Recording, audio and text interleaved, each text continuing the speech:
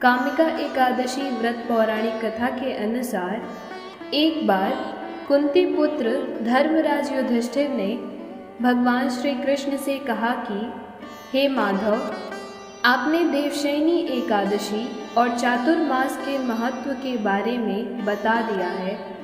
अब कृपया श्रावण मास के कृष्ण पक्ष में पड़ने वाली कामिका एकादशी के बारे में बताइए। तब युधिष्ठिर के पूछने पर भगवान श्री कृष्ण ने कहा कि हे युधिष्ठिर, इस एकादशी की कथा एक समय स्वयं ब्रह्मा जी भी देवर्षि नारद से कह चुके हैं, अतः मैं भी तुमसे वही कहता हूँ।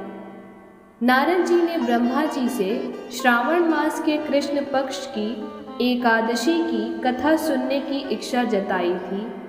उस एकादशी का नाम, विधि और महात्म्य जानना चाहा था। तब ब्रह्मा जी ने कहा कि हे नारद, श्रावण मास की कृष्ण पक्ष की एकादशी का नाम कामिका एकादशी है। इस एकादशी व्रत को सुनने मात्र से वाजपेय यज्ञ का फल मिलता है। इस तिथि पर शंख, चक्र एवं गदाधारी श्री हरि विष्णु जी का पूजन होता है। उनकी पूजा करने से जो फल मिलता है उसे ध्यान पूर्वक सुनो। गंगा, काशी, नैमिषारण्य और पुष्कर में स्नान करने से जो फल मिलता है वह फल श्री हरि नारायण भगवान के पूजन से भी मिलता है। सूर्य और चंद्र ग्रहण के समय कुरुक्षेत्र और काशी में स्नान करने से, भूमि दान करने से, सिंह राशि के बृहस्पति में आने के समय गोदावरी और गंडकी नदी में स्नान करने से जो भी फल प्राप्त नहीं होता वह प्रभु श्री हरि नारायण की भक्ति और पूजन से प्राप्त होता है।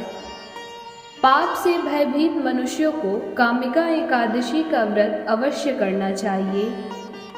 एकादशी व्रत से बढ़कर पापों के नाशों का कोई उपाय नहीं है। स्वयं प्रभु ने कहा है कि कामिका व्रत से कोई भी जीव कुयोनि में जन्म नहीं लेता। जो इस कामिका एकादशी व्रत पर श्रद्धा भक्ति से भगवान श्री हरि विष्णु को तुलसी पत्र अर्पण करते हैं, वे इस समस्त पापों से दूर हो जाते हैं। हे नारद, मैं स्वयं श्री हरि की प्रिय तुलसी को सदैव नमस्कार करता हूँ। तुलसी के दर्शन मात्र से ही मनुष्य के समस्त पाप नष्ट हो जाते हैं और इसके स्पर्श से मनुष्य पवित्र हो जाता है। आगे ब्रह्मा जी कहते हैं, हे नारद, अब तक मैंने तुम्हें कामिका एकादशी के पुण्य फलों के बारे में विस्तार से बताया। अब मैं तुम्हें कामिका एकादशी व्रत की कथा सुनाता हूँ। इसे ध्यान पूर्वक सुनो। एक कथा के अनुसार प्राचीन काल में किसी गांव में एक ठाकुर नाम के व्यक्ति रहते थे। वो बहुत क्रोधी स्वभाव के थे।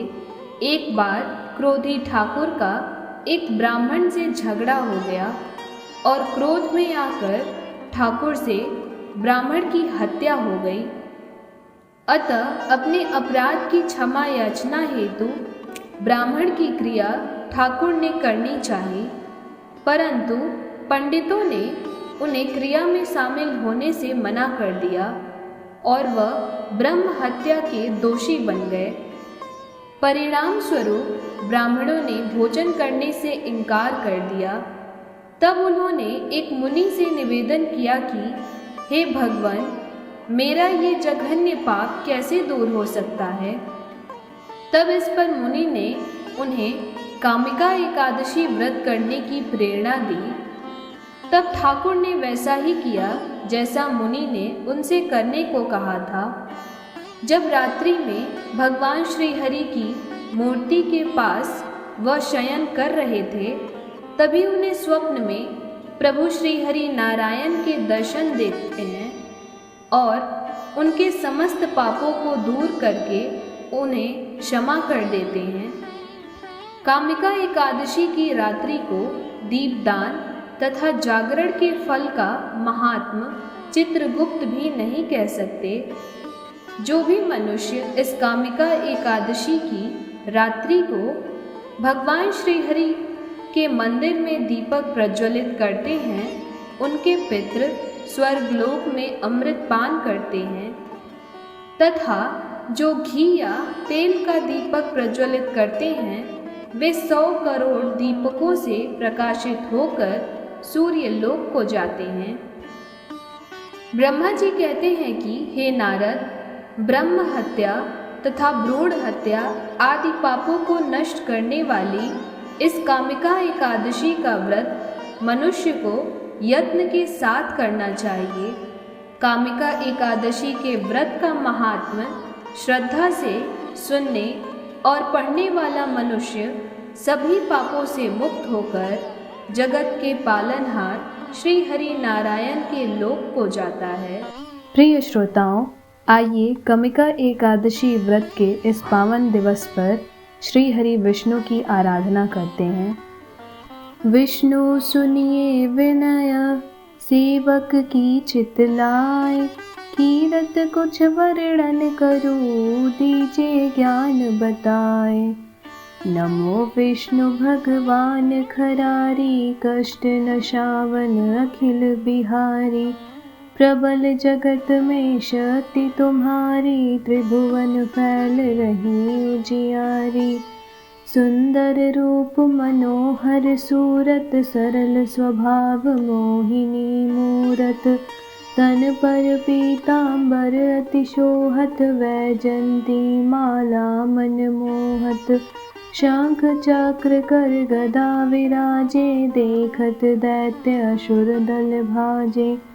सत्य धर्म मद लोभ न गाजे, काम क्रोध मद लोभ न छाजे।